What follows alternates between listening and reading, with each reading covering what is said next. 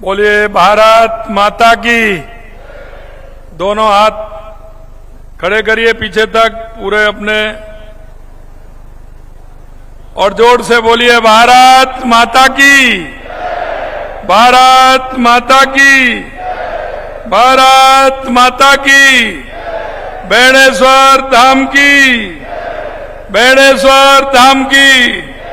महावजी महाराज की, महावजी महाराज की। गोविंद गुरु की, गोविंद गुरु की। मानगढ़ धाम की, मानगढ़ धाम की। वीर बालिका काली बाई की, वीर बालिका काली बाई की।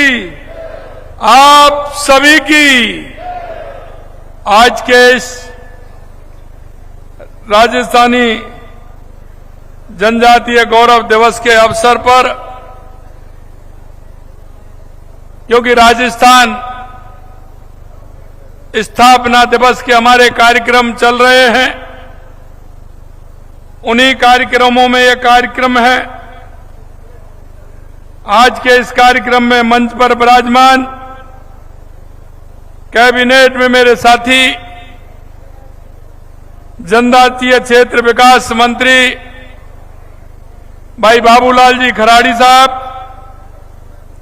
कैबिनेट के मेरे दूसरे साथी राजस्व मंत्री भाई हेमंत मीणा जी, कैबिनेट के मेरे तीसरे साथी सहकारिता मंत्री भाई गौतम दत्त जी, हमारी पार्टी के वरिष्ठ नेता पूर्व प्रदेश अध्यक्ष और चित्तौड़ से सांसद सम्मानीय सीपी जोशी जी, अध्यक्ष राजस्थान धरोहर प्राधिकरण ओंकार सिंह जी लाखावत साहब, हमारे राज्यसभा के सांसद चुन्नीलाल गरासिया जी, पूर्व मंत्री एवं विधायक निम्मा हेड़ा श्रीचंद कृपलानी जी, विधायक उदयपुर ग्रामीण फूल सिंह जी मीणा साहब, विधायक सागवाड़ा शंकरलाल जी ढेंचा जी, विधायक गोकुंदा प्रताप सिंह जी गामेती, विधायक गढ़ी कैलाश मीणा जी, विधायक सलूमर श्रीमंत्री शांता देवी जी,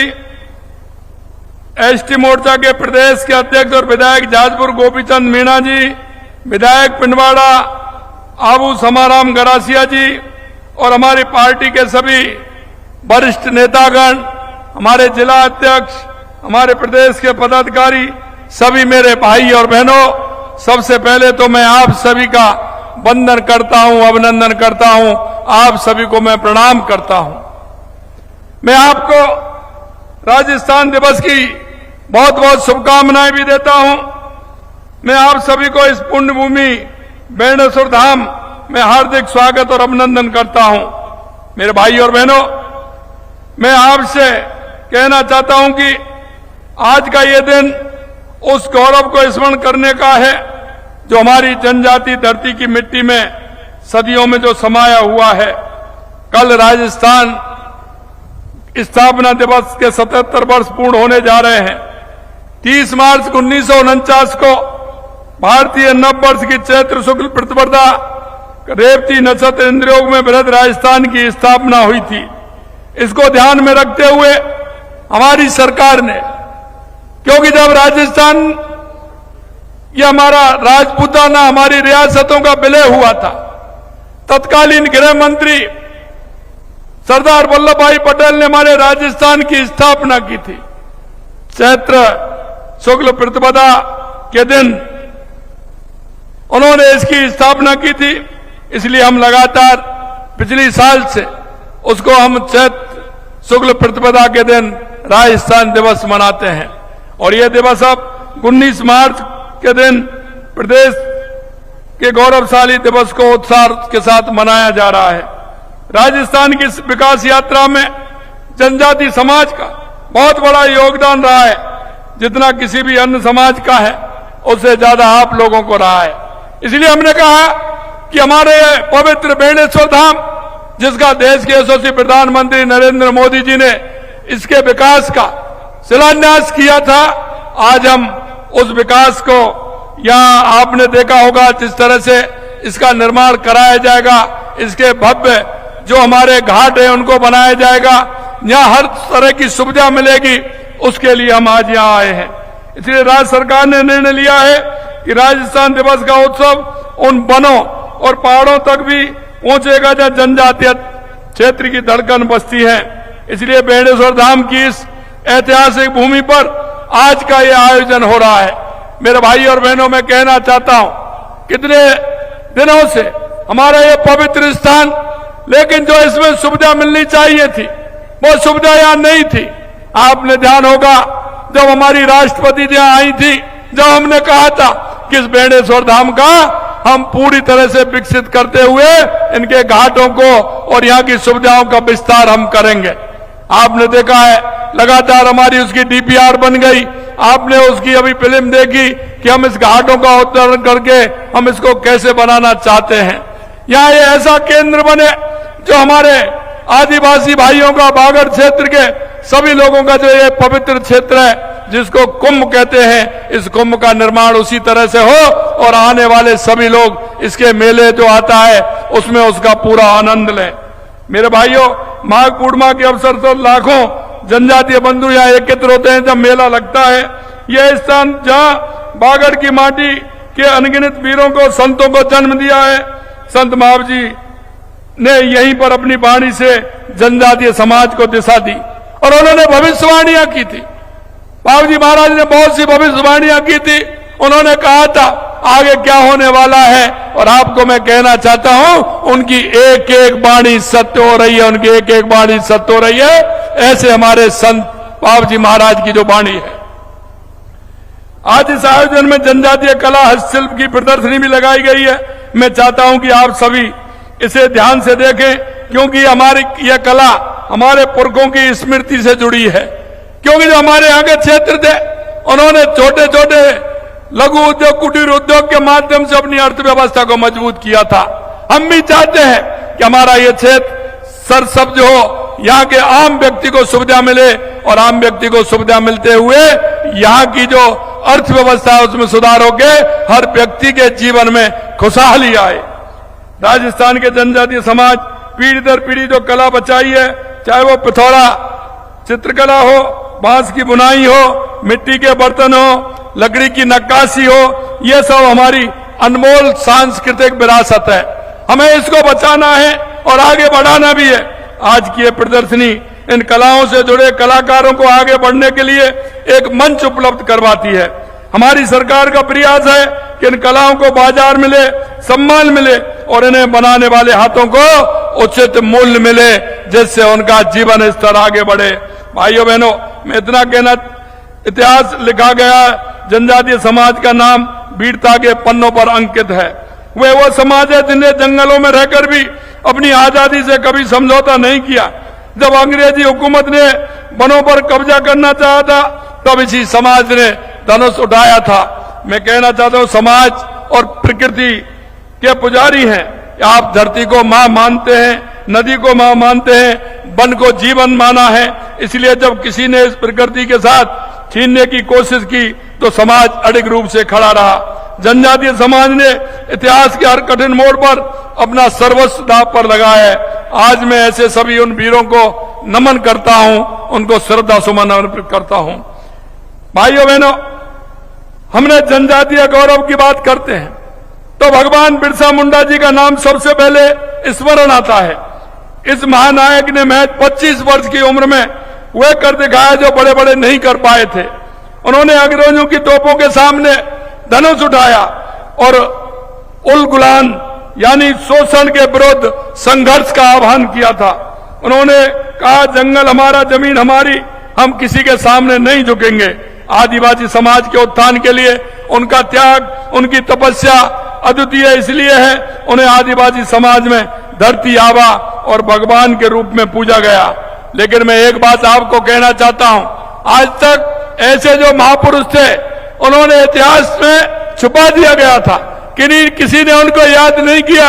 मैं धन्यवाद देना चाहता हूं देश के यशस्वी प्रधानमंत्री नरेंद्र मोदी जी को कि उनके नेतृत्व में पूरे देश में पिछले वर्ष बिरसा मुंडा जी की 150वीं जयंती के अवसर पर जनजातीय गौरव वर्ष मनाया गया। ये देश के यशस्वी प्रधानमंत्री नरेंद्र मोदी जी ने किया। साल भर पूरे देश में हजारों कार्यक्रम हुए। हमारी सरकार ने इस अवसर पर अनेक कार्यक्रम किए। गांव-गांव में जनजाति वीरों की कहानियां सुनाई गई। ये मोदी जी की दूरदृष्टि है कि उन्होंने उन नायकों को राष्ट्रीय पहचान दिलवाई जिन्हें इतिहास किताबों ने अनदेखा किया था। साथियों, आज हम सब जनजातीय गौरव दिवस के रूप में काम और मना रहे हैं, तो मुझे यह कहते हुए गर्व है कि हमारी राजस्थान की धरती ने भी ऐसे आदिवासी वीर सपूत दिए जिनकी अमर गौरव गाथा इस माटी के कण कण में है। बागड़ की इस माटी के लाल गोविंद गुरु ने 20वीं सदी की शुरुआत में भीलों को एकजुट करते हुए उन्होंने संप सभा की स्थापना की और आदिवासी समाज में शिक्षा, स्वच्छता और स्वाभिमान की अलग जगाने का काम किया। उन्होंने भगत आंदोलन की शुरुआत की और अत्याचार के खिलाफ आवाज बुलंद की। 1913 में मानगढ़ की पहाड़ी पर अंग्रेजों की गोलियों से सैकड़ों आदिवासी शहीद हुए गए। राजस्थान की यह वीर भूमि वीर बालिका कालीबाई के पराक्रम को पूरी तरह से जानती है। डूंगरपुर की इस वीर बेटी ने मात्र 12 साल की आयु में अपने गुरु की जान बचाने के लिए अपने प्राणों को न्यौछावर कर दिया। ऐसी वीर बेटियों किसी भी समाज का सिरमौर होती है।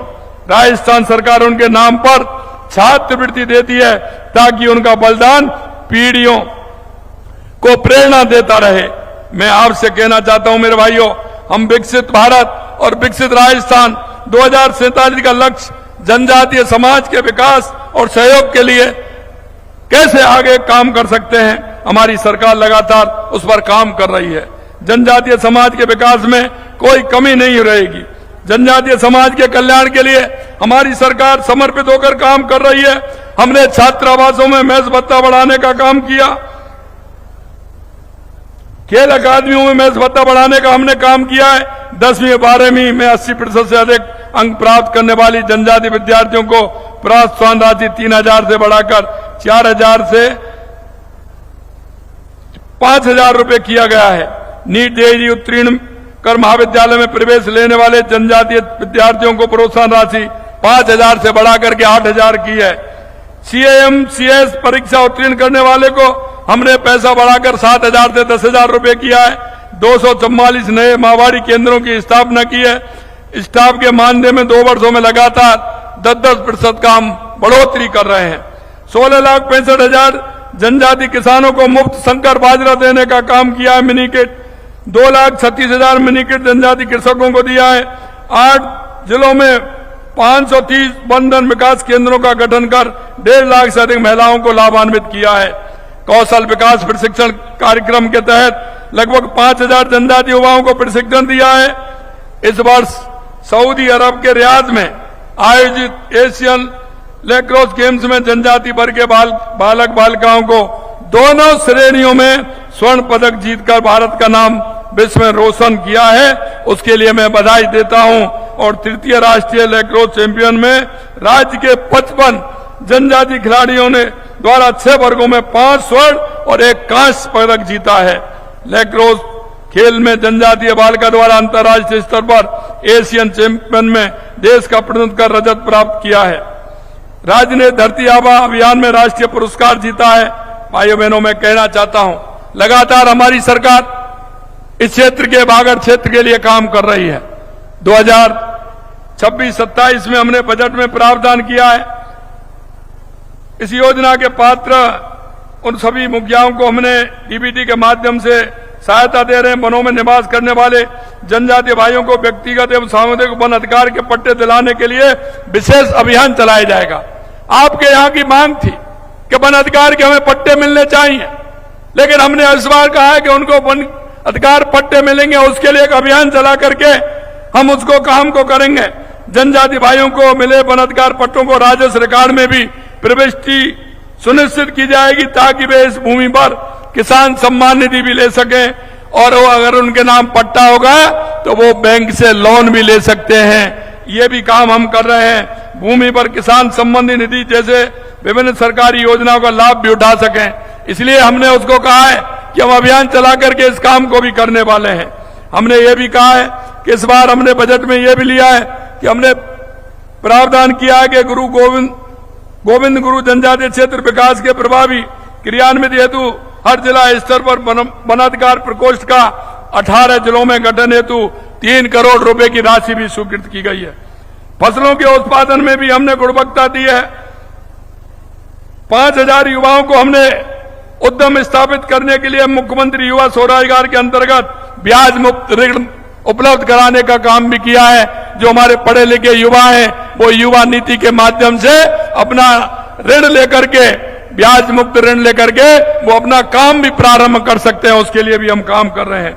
जनजातीय युवाओं को रोजगार स्वरोजगार के अवसर उपलब्ध कराने के लिए यहाँ का जो आंवला, शहद, इमली, महुआ आदि के उत्पादन कर जिला मुख्यालय प्रोसेसिंग सेंटर की स्थापना भी की जाएगी।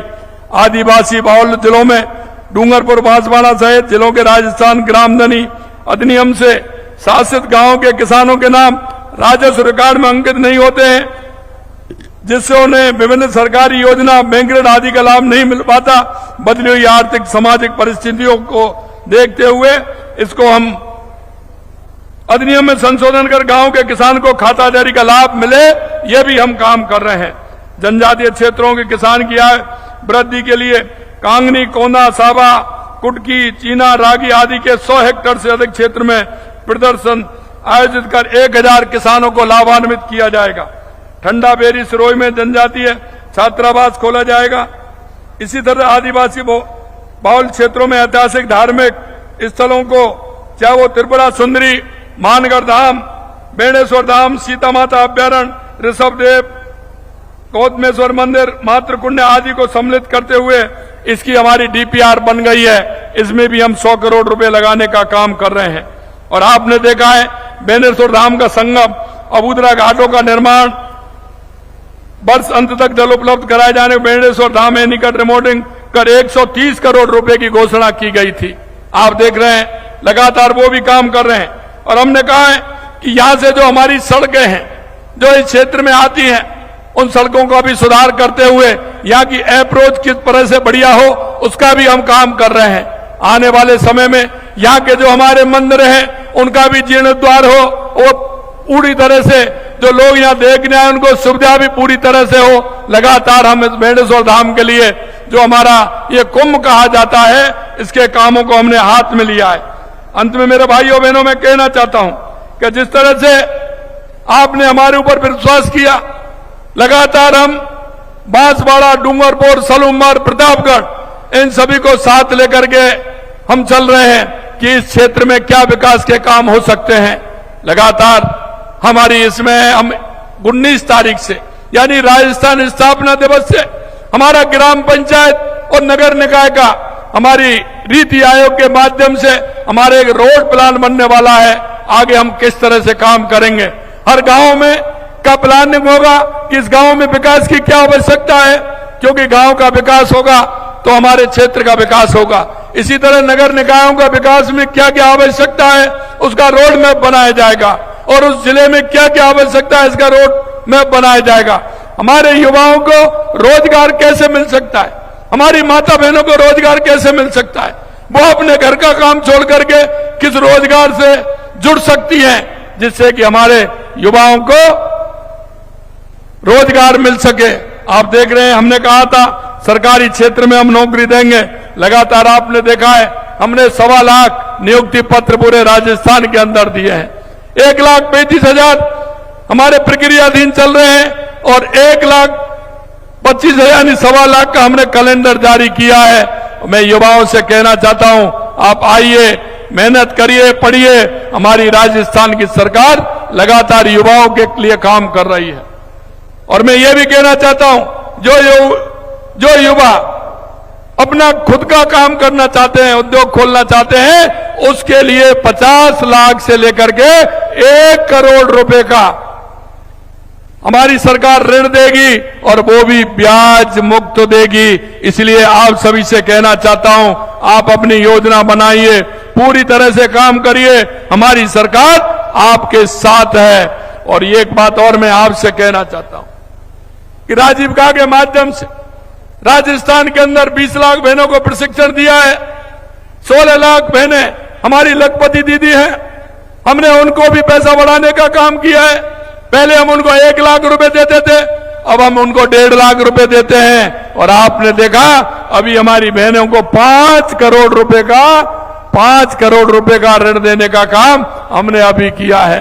मैं आपसे यही कहना चाहता हूं, हमारा जीवन स्तर हमारी बहनों का कैसे उठे, हमारे किसानों को बचत कैसे हो, हमारे मेहनत करने वाले उन मजदूरों का जीवन स्तर कैसे उठो, उसके लिए हम काम करते हैं। अभी हमने प्रधानमंत्री जो हमारी योजना चलती है स्वावलंबन योजना, उसके लिए हम स्वनिधि योजना के माध्यम से हम उनको कैसे लोन दे सकते हैं। हमारे छोटे छोटे काम करने वाली हमारी माता बहनें, हमारा नौजवान प्रधानमंत्री स्वनिधि योजना के माध्यम से अपना वो कारोबार कैसे कर सकता है, इसके लिए हम पूरे इस क्षेत्र में अभियान चलाते हुए उन सभी को लोन देने का काम करेंगे, जिससे कि वो अपना छोटा मोटा व्यापार और काम कर सके। हम जो बड़ा काम करना चाहते हैं उनको 50 लाख से 1 करोड़ देंगे, लेकिन वो छोटा काम करना चाहते हैं तो उनको 20,000, 25,000, 50,000, 1 लाख, 1.5 लाख रुपए तक का उनको भी लोन दे करके जिससे स्वयं का काम कर सके, इस काम को भी हम कर रहे हैं।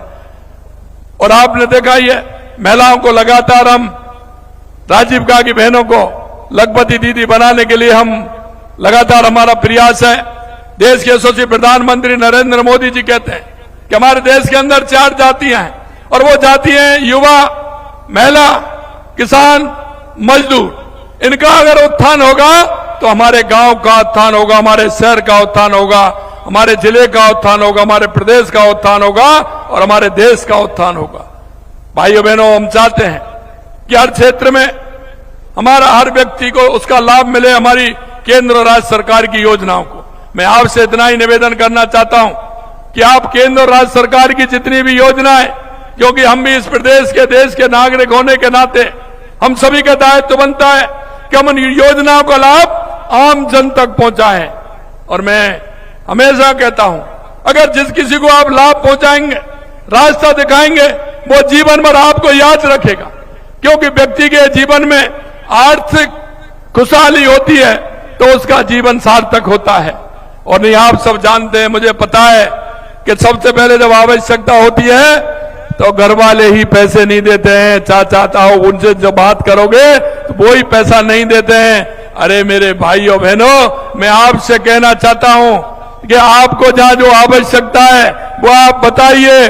देश के यशस्वी प्रधानमंत्री नरेंद्र मोदी जी ने कहा है कि मैं सभी का गारंटी देता हूं, आप अपनी योजना बनाइए, सरकार आपको पूर्ण रूप से जैसा आप काम करना चाहते हैं वैसा ऋण देने के लिए, पैसा देने के लिए हमारी सरकार तैयार है। चाहे हमारी माता बहनें हो, चाहे हमारे युवा हो, हमारे किसान हो, हमारे मजदूर हो, उनको हर तरीके से आर्थिक संबल देना है। इसके लिए हमारे प्रधानमंत्री जी ने कहा है कि उनका गारंटर है तो मैं हूं। उन्होंने अपनी स्वयं की गारंटी पर हमारे युवा, महिला, किसान, मजदूर को वो ऋण देने का काम कर रहे हैं। मैं आपसे इतना ही कहूंगा कि इन योजनाओं का लाभ आम जन तक पहुंचे, आम जन हमारा खुशहाल हो, उसका जीवन स्तर आगे कैसे बढ़ सकता है, इसको हमें काम में करना है। लेकिन मैं एक बात और कहना चाहता हूं, और वो मैं ये कहना चाहता हूं, यहां के कुछ लोग हैं जो भावनाओं को भड़का करके किसी तरह से वो आपके पास आते हैं, लेकिन वो करते कुछ नहीं है और वो कर भी नहीं सकते, क्योंकि उनके कुछ हाथ में ही नहीं है। वो ही मेरे ही पास आते हैं, मेरे से ही कहते हैं कि हमारा ये काम कर दीजिए, हमारा ये काम कर दीजिए। वो कुछ नहीं कर सकते, लेकिन आपकी भावनाओं के भड़काने का काम जरूर करते हैं। ऐसे लोगों के बहकाने में नहीं आना है, क्योंकि वो आप देख लिया उनकी क्या हालत है, आपने देख लिया किस तरह के काम करते हैं, वो देख लिया। एक मैं और जरूर कहना चाहता हूं, आपको ध्यान रखना है, ऐसे भी कुछ लोग हैं जो हमारे आदिवासी भाई बहनों को पढ़ने नहीं देना चाहते, क्योंकि वो सरकारी नौकरियों में आ गए, वो बन गए। वो ये सोचते हैं कि अगर ये आम जन पढ़ लिख करके आगे आ जाएगा तो हमारा क्या होगा। आपके युवाओं को भगाने का काम करते हैं। ऐसे लोगों से आपको सचेत रहना है और अपने बच्चों को वो उदयपुर में, जयपुर में, सीकर में, कोटा में पढ़ाते हैं और आपके बच्चों को राह दूसरी दिखाते हैं। माता बहनों में कहना चाहता हूं, ऐसे लोगों से, सब भाई बहनों को कहता हूं, ऐसे लोगों से संभल करके रहना है। हमारे देश के यशस्वी प्रधानमंत्री नरेंद्र मोदी जी के नेतृत्व लगातार हमारे आदिवासी भाइयों से लेकर के राजस्थान का विकास हो रहा है। एक तरफ तो कांग्रेस, जिन्होंने समय झूठ और लूट की राजनीति की, उन्होंने भ्रष्टाचार किया, भ्रष्टाचार के अलावा कुछ नहीं किया। क्या उनको बेणेश्वर धाम की 70 साल पहले याद नहीं आ रही थी? 70 साल से अरे हमने कहा, आपको ध्यान हो, मैं जब यहां आया था तो मैंने कहा कि हमारे जो तीर्थ स्थान है, चाहे मानगढ़ धाम हो, बेणेश्वर धाम हो, त्रिपुरा सुंदरी हो, सीता अभ्यारण्य हो, इसके लिए हम काम करेंगे और हमने 100 करोड़ रुपए उसके लिए पहले ही उसमें दिए थे। और इसीलिए मैं कहना चाहता हूं, उसकी डीपीआर बन गई, कैसे उसको कर सकते हैं, वो पूरा काम हो गया। यहाँ के मंदिरों का भी सुधार होगा, घाटों का निर्माण होगा। ये ऐसा दर्शनीय स्थल बनेगा जो दुनिया से लोग इस हमारे बेणेश्वर धाम को देखने के लिए आएंगे, देखने के लिए आएंगे। क्योंकि हमारे ये उन बुजुर्गों की वो पुण्य भूमि है जहां हमने बुजुर्गों को कुंभ समझ के उनका अस्थि विसर्जन करने का काम हम करते हैं। हमारे उन बुजुर्गों के भाव और भावना इस बेणेश्वर धाम के अंदर बसी है। क्या ये ठीक होना चाहिए कि नहीं होना चाहिए? आप बताइए। ये भव्य बनना चाहिए कि नहीं बनना चाहिए? मैं आपसे पूछना चाहता हूं, पीछे तक बताइए, माता बहनें भी बताइए, भव्य बनना चाहिए कि नहीं बनना चाहिए? इसीलिए मैं कहना चाहता हूं मेरे भाइयों, ये भव्य और अच्छा स्थान बनेगा। इसलिए आज मैं राजस्थान दिवस के अवसर पर मैं आपके बीच में आया हूं और आपको यह विश्वास दिलाना चाहता हूं कि यहां विकास होगा। यहां तो होगा ही, लेकिन डूंगरपुर, बांसवाड़ा, प्रतापगढ़, सलूमबार, उदयपुर, जहां भी हमको आवश्यकता है, लगातार हमारी सरकार काम करेगी। यहां के युवाओं को रोजगार मिले, इसलिए यहां औद्योगिक क्षेत्र भी खुलेंगे। यहां के युवाओं को रोजगार मिले तो ये कैसा अच्छा है। मैं जब बारिश के समय आया था तो हमारा डूंगरपुर, बांसवाड़ा किसी कश्मीर से कम नहीं लगता है, कश्मीर से कम नहीं लगता है। यहां का विकास आपकी दृढ़ इच्छा पर है। मित्रों, मैं यही कहना चाहता हूं, आप मन से थोड़ा सा चलेंगे, पर्यटन की बहुत यहां संभावना है।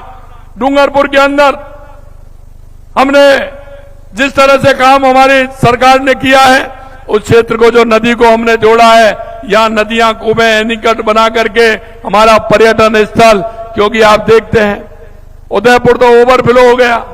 उदयपुर में कितने पर्यटक आते हैं।